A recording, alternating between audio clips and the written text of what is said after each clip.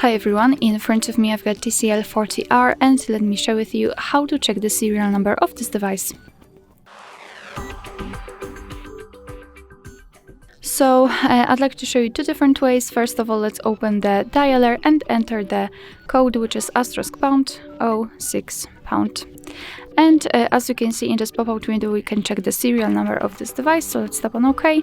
And now another code, another way through the settings. So let's open them.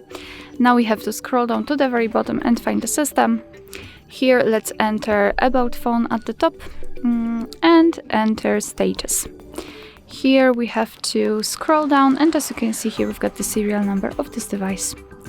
Alright, so that will be all. Thank you so much for watching. I hope that this video was helpful, and if it was, please hit the subscribe button and leave the thumbs up.